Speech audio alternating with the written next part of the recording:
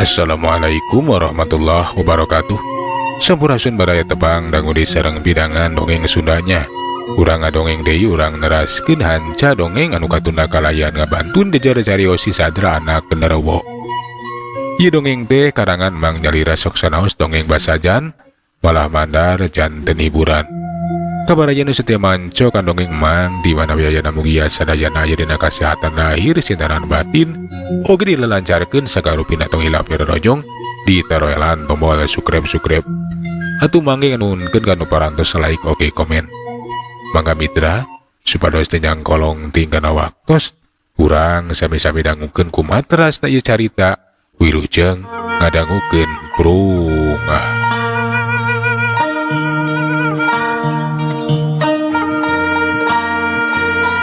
Si Sadra anyau ka hiji guha nu aya di eta leuweung. Kaayaan guha teh dipapaes ku endahna stalahnit.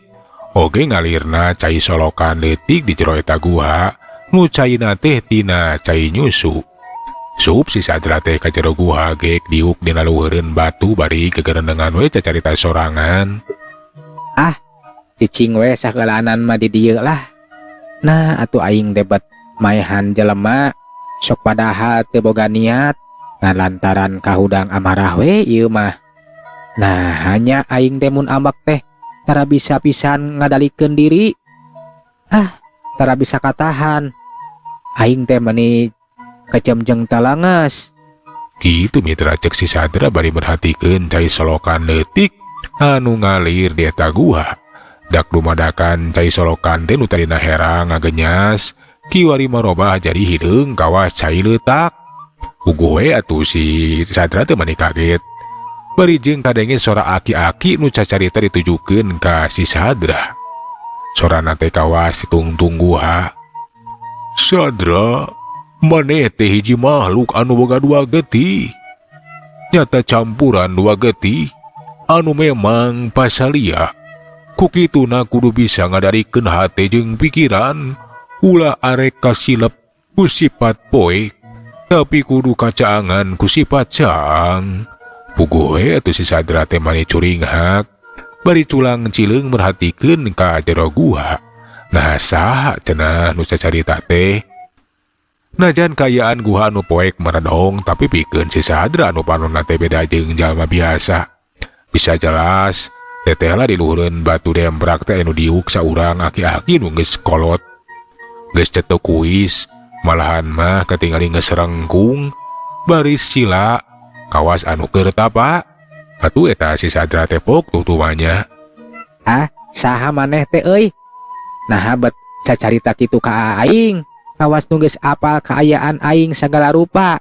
Hehehe, ngaran kula teh nyaeta Ki Celeng. Nya najan kahalang ku Gunung Tujuh mah arek samar panenjo. Sokomo kapan maneh teh aya di hareupeun kula. Nya maneh teh lain manusia tulen, tapi campuran ti bangsa lelemut. Bapa maneh bangsa genderuwo, sedengkeun ari indung maneh mati bangsa manusia. Tah kitu Sadra. Si Sadra maneh ngajang hok molohok we kaget teteh lah geuning cenah eta. Ki Celeng teh sakitu nyahola kana kayaan dirina. Ke. Hebat maneh teh ki euy. Bisa apa kana kaayaan aing sagala rupa. Nah keur naon maneh teh cicing di ieu guha euy? Hehehe, kula cicing di ieu guha teh sasat keur tatapa, pikeun malikeun kaayaan diri. Rumasa kula teh salila ieu ngalap ilmu kasilumanan, ilmu kajinan. Kukituna bisa disebut kula teh manusia tapi satengah siluman. Kukituna hayang balik deui kana kaayaan kawas manusia biasa. Kula teh hayang balik ka asalna. Tah kitu Sadra. Oh, jadi kitunya. Uguh we si Sadra teh penasaran ngeunaan eta Aki Celeng teh anu tetela geuning cicing dinya teh keur tatapa we hayang malikeun kaayaan dirina.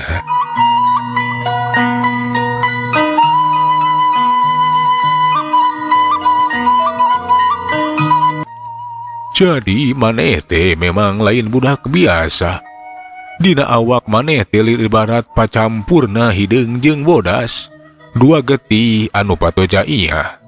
Tapi inget, nu ngadalikeun mah lain getih, tapi hati jeung pikiran, laku jeung lampah, nu seumbarna teh tina nurani, anu murni. Eta teh kapan sifat manusia.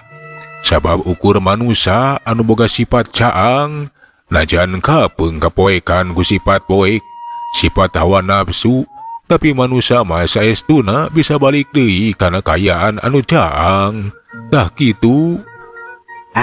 Jadi kitu nya Ki. Aing teh kudu diajar ngadalikeun hawa nafsu kitu mah. Bener rumasa aing teh kabablasan wae. Lamun amek teh kejemjeng telenges, pokona mah geus teu inget naon we kawas anu teu sadar. Tah kitu Ki euy. Atuh kitu mah uing teh rek minang saraya we ka maneh. Ngadah uing teh bisa kawas si emak. Kapan si emak mabangsa manusia anu teu welehnya we ka uing teh tara amek, tara garah geureuh. Tah kitu Ki euy. Jadi kitu. Nya alus. Lamun maneh hayang kawas manusia anu tulen, keun cicing we saeulanan mah di dieu. Ku aki bakal dilatih, nya bakal digemleng we. Sangkan maneh teh balik deui kawas manusia anu murni, ulah reka pangaruhan ku sifat poek bapa maneh. Oge ulah ngandelkeun kakuatan nu sumberna tina bapa maneh. Tah kitu sadra. Kitu horeng teh. Kapan aing teh lamun make kakuatan ti bapa aing teh sakitu kuatna sakitu gagahna Ki. Nya, tapi eta kakuatan teh ngadatangkeun kapoekan. Malahan memaneh ibarat sato anu kejem jeung telenges, disebut sato buas. Ku kituna nya maneh teh kudu bisa nahan ulah nepi ka gunakeun kekuatan eta. Tah kitu sadra. Nyalah uing mercayakeun ka maneh. Da meureun maneh mah leuwih pangalaman ti uing. Kapan jelas maneh ge tadi nyaritakeun maneh teh kungsi diajar ilmu bangsa siluman silemin. Maneh jadi jelema satengah siluman. Ayeuna maneh geus balik dina kayaan manusia. Maneh kitu ge apa tata carana? Nya kapan cek lagi. Maneh bakal cicing di dieu saheulaanan mah bakal digemleng, bakal dilatih. Sangkan maneh teh bisa ngadalikeun hawa nafsu. Oge teu gumantung kana kakuatan nu sumberna teh ti bapa maneh bangsa genderuwo. Jeung deui kukula bakal dipalakiahan. Sangkan eta kakuatan teh teu matak mandawa, teu matak mawa cilaka ka maneh. Tah kitu sadra. Kumaha kira-kira daek cicing di dieu? Nya Ki, kapan aing tadi geus ngomong ka maneh. Aing teh rek cicing we di dieu sasat aing teh keur ngahindar ti manusia. Da pasti bakal kanyahoan awal akhir mah. Aing nu geus maehan eta manusia teh pasti bakal teu pada moro. Ku kituna aing teh hanya embung namun nepikeun ka aing ke teh amak deui terus maehan di jelema. Sedangkan aing teh hayang hidup di alam manusia. Tah kitu. Heug lah uing aing rek cicing di dieu. Nya halus ari kitu mah. Keun we timiti ayeuna. Kukula maneh teh bakal digemleng. Kitu mitra kaum dangu atuh eta si sadra teh timiti harita. Rek digemleng we dilatih pikeun ngadalikeun hawa nafsuna. Rek dititah tapa mitra. Sabab eta aki celeng teh aki-aki anu memang luar biasa. Umurna geus aya kana ratusan tahun. Da eta cenah aki celeng teh tadina teh alatan ngalap ilmu kajinan, ilmu kasilumanan. Kituna atuh eta aki celeng teh nyaho carana pikeun ngadalikeun hawa siluman. Mitra kaum dangu, keun urang tunda ngeunaan si sadra anu kiwari cicing di eta gua jeung ki celeng. Ayeuna mah urang caturkeun deui kayaan di lembur Cigadung. Pon kitu deui di lembur Cikoneng, lemburna Bah Darjan dea. Dieta dua lemur teh gujrud sabab Rajapati di sisi lemur si Gadung teh nyaeta binasana Badarjan kiwari manggis manggih titik terang mun ceuk ayeuna mah sabab aya saksi nyaeta Jang Oyim anu nyaksian kana kajadian manehna nempo lalaki jangkung gede anu geus robah wujud pikasieun malah eta makhluk teh cenah nu balokarekeun Badarjan nebikeun ka ajal binasa. Barang dicaritakeun ka pupuh lemur atuh ditaluntik we ditatanyakeun saha cenah lalaki nu jangkung gede teh malah dibejakeun ciri-cirina atuh akhirna mah kanyahoan lamun eta lalaki nu jangkung gede teh tajalian ti si Sadra anu cicing di imahna Maiji. Pikeun Maiji manehna mah teu percaya lamun nu geus ngalakukeun tindakan ka Badarjan teh tajalian ti eta si Sadra. Da pugu si Sadra teh kanyahoan sakitu bager sakitu belana ka Maiji. Tapi beda deui jeung bangsa si lemur mah manehna teh kiwari teh jadi soak jadi sarieun. Inggis eta si Sadra teh datang di ka lemur. Dah jelas si Sadra teh lain jalma biasa tapi jalma satengah siluman anu bisa ngedatangkeun mamalah ka unggal lemur.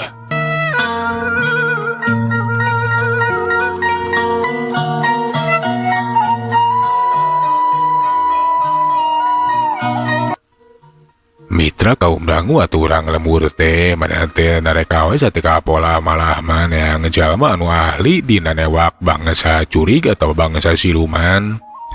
Sabab cenah teh si Sadra teh kudu sagancangna dicangkalak, kudu sagancangna ditewak, kudu sagancangna dihukuman. Pikeun Maiji manehna mah teu panuju.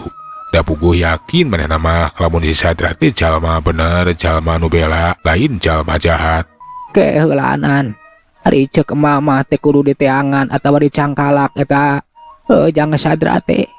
Da puguh mama nyaksian eta Jang Sadra teh nu geus nulungan ka emak geus bela malahan mah ngababantu di mama teh sakitu bager ndaekan. Ih mak eta si Sadra teh ngabahayakeun pikeun urang lemur. Kapan jala cek si Oyi mah lain jelema biasa tapi bangsa satengah siluman. Kapan tina ciri-cirina luyu pisan, tina baju, tina dadagan, akur pisan eta teh si Sadra. Jang RT sabenerna abah ge teu percaya. Lamun eta Jang Sadra teh nu geus ngalakukeun tindakan jahat. Mateni Badarjan, da puguh ku abah ge kasaksian. Basa Maiji kapan ditulungan, dah kitu. Nya tapi tetap urang kudu ngalakukeun tindakan. Malahan mah kuring jeung urang lemur Cikoneng geus badami malah geus meunang jalma nu bisa dipercaya, jalma nu ahli dina pergaiban. Pikeun nyangkalak eta si Sadra. Tah kitu bah. Kitu cenah mitra eta PRT teh geus badami jeung urang lemur Cikoneng. Malahan mah geus meunang jalma anu bisa dipercaya. Pikeun nyangkalak si Sadra. Utayalian ti Bah Cokro. Eta Bah Cokro teh dipiharep bisa newak si Sadra da eta boga kasaktian. Malahan manggeus kacaritakeun cenah loba makhluk gaib anu bisa ditalukeun. Tapi kade sing waspada jeung hati-hati Maiji. Bisi eta Jang Sadra teh balik ka ieu lemur. Der ngadatangkeun mamalah ka urang dieu. Begituna lamun aya datang omat laporan ka kuringnya. Jeung kuring teh ayeuna derek init ka lemur Cikoneng. Da cenah eta Bah Cokro teh geus aya di eta lemur. Nya pikeun moro eta si Sadra. Jadi kitu nya. Ya atuh mudah-mudahan we nya sanes Jang Sadra anu ngalakukeun tindakan jahat teh. Ari imam tetep yakin Jang Sadra teh teu boga dosa. Tapi lamun dina nyana ngalakukeun tindakan jahat, kapan sarada geus pada apa aku mah eta Badarjan teh. Jawarati lemur Cikoneng. Nya bapana si Sarij anu geus ngalakukeun tindakan jahat ka emak. Buah-buah eta Badarjan teh datang ka ieu lemur terek niat jahat. Kaburu dipegatan ku Jang Sadra tah kitu Jang RT. Kuring mah teu bisa mastikeun. Da puguh ari ceuk si Oyi mah nyaksian we. Eta Badarjan teh nepikeun ka ditandasa ku si Sadra. Dialungkeun kana batu nepikeun ka hancur sirahna oge kapan kitu. Ku kituna eta si Sadra teh kudu kacangkalak, kudu nampa hukuman. Tak itu kuring pamit lah ya Maici. Oke bah soma. Cek eta Pak RT guragir we manehna pamitan sabi cenah rek nganuju ka lemur Cikoneng rek nepungan jalma bisa teh ya nu tayalian tibah Cokro. Teu kacaturkeun di jalanna eta Pak RT teh tepi ka lemur Cikoneng. Atuh malahan mah geus ngobrol eta jeung Mbah Cokro. Jadi urusan si Sodro ayeuna mah geus jadi urusan ngurang sanggup pikeun nyangkalak itu si Sodro. Ya mudah-mudahan we atuh Mbah bisa nyangkalak eta si Sadra. Sabab bakal jadi mamala lamun nepikeun ka teu kacangkalak terus datang deui ka lemur. Lain kitu saud. Aja bener pisan. Nya pokona mah kuring miharep Mbah teh bisa newak eta si Sadra. Pikeun ka ulah wargana nya badarjan mah terus serang. Menta sangkan katewak. Sab kudu naon pahukuman anu satimpa tak kitu. Pokona kula bakal setika pola pikeun neangan eta si Sodro. Tapi eta kemana? Cenah kapurna si Sodro. Nah aya nu apal. Nya eta duka ting ka mana Mbah? Kumaha Uding? Kapan maneh mah RT Lembur Cigadung kabar kejadian teh di Lembur Cigadung. Eta sugan aya nu manggihan ka mana losna kaburna teh. Pukuh ge duka ting ka mana? Dah jang oyim nu nyaksian. Mana teh ari geus ningali Badarjan nepikeun kaja binasa mah langsung lompat. Da maneh inggis sieun jadi korban. Jadi eueuh nu nganyahoankeun ka mana mah. Lamun kitu mah teu gampang pikeun neangan itu si Sodro. Sabab teu apa kemana lompatna. Ku kituna ngurang ge butuh waktu. Oke bantuan di sararea dina ngemboro eta si Sodro. Ari perkara eta mah gampang. Kuring sararea ge bakal bisa ngabantu ka Mbah. Jeung deui naon rupa anu dipriogikeun ku Mbah pasti bakal dicumbonan. Nu penting mah Mbah bisa nyangkalak eta si Sadra. Tak kitu Mbah. Gitu cenah mitra eta Mbah Cokro teh nyanggupan. Atuh sagala kaperluan teh cukupan we ku eta RT Uding jeung RT ti Lembur Cikoneng. Atuh eta Mbah Cokro teh diajakan we ka Lembur Cigadung sabab cenah gede kamungkinanana lamun eta si Sadra teh datang ka Lembur Cigadung. Mitra kaum dangu sabada cicing di Lembur Cigadung eta Mbah Cokro teh nungguan we. Tapi tetela gening si Sadra teh mau balik ka imah nama Iji. Anu ngarti si Sadra teh kudu diteangan we kaluar ti Lembur Cigadung. Jadi nak itu lamun ngurang ngecedok wae di lembur, tangtu moal bisa nyangkalak eta si Sodro. Ku kitana kula rek luntah, rek mapai-mapai ka sisi leuweung. Nya kitu saya Mbah. Keun kuring bakal ngumpulkeun barudak. Pikeun narinit moro eta si Sadra nya kudu diaprak we lah di teangan. Susuganan gancang kapanggih. Kitu mitra kaum dangu atuh gancangna carita. Eta RT teh ngumpulkeun warga lembur malah kiwari geus kumpul di balai desa di Bejaan. Lamun Mbah Cokro teh rek kamimitian neneangan eta si Sadra. Mitra kaum dangu atuh eta Mbah Cokro teh kita luturkeun kurang Lembur Cigadung neneangan si Sadra. Tapi sakitu diubek di sisi leuweung memang teu kapanggih. Da puguh kapan si Sadra teh nyomput di guha teh ngan bae ayeuna urang caturkeun di jero guha. Katampoh di teh kiceleng teh keur ngobrol jeung eta si Sadra. Kula ngarasa bunga Sadra. Tete lah gening maneh teh gancang. Dina diajar malahan maki wari geus bisa ngadarikeun diri. Seutik gedena geus bisa nahan hawa nafsu. Ku kitu geus waktuna maneh teh lunta ninggalkeun ieu guha. Pikeun ngambah deui di alam manusia. Maneh kasebut geus lulus. Hartina bisa disebut manusia tulen. Lamun geus campur gaul jeung manusia kalawan eueuh kajadian naon-naon. Eueuh pasualan nu matak nyelakakeun ka sasama. Tapi keur kula yakin maneh teh bakal bisa Sadra. Sok senajan pangaruh bapa maneh nyata getih anu ngalir dina awak maneh. Moal sapinuna bisa sirna, tapi engke ke lila-lila bakal sirna. Pamamane geus boga pamajikan, boga katurunan. Tah kitu Sadra. Jadi kitu nya Ki. Nya atuh ari geus waktuna uing kudu lunta ninggalkeun ieu guha mah. Uing rek balik dewe ka lembur. Tapi kumaha lamun urang lembur teh ngarepung ka uing, nanasa ka uing, dah pasti maranehana teh bakal neangan uing lantaran uing geus boga dosa maehan Bah Darjan. Tah kitu. Pikeun nebus kasalahan mane teh sate kapola kudu bisa nahan diri. Pama urang lembur nandasa ka mane wajib bertahankeun diri. Ngan bae ulah nepikeun ngaroga hala. Jeung deui kudu tulung tinulungan ka sasama manusia. Wabakti dharma. Tah kitu Sadra. Ngarah kabuktian, ngarah karasa. Lamun maneh teh bisa jadi manusia, anu sabenerna manusia, itu cenah mitra ceki cereng teh. Atuh gancangna carita eta si Sadra teh, maneh teh ninggalkeun guha, dek ini teh we ka pilemburan, dek dharma, ayeuna mah ka manehna teh geus bisa ngadalikeun hawa nafsuna. Moal cara ti heula teu bisa ngadalikeun diri, teu kacaturkeun di jalana. Si Sadra teh geus tepi ka sisi leuweung. Basa keur jongjon dempang di sisi leuweung. Di kajauhan keneh ge loba katempo urang lembur Cigadung.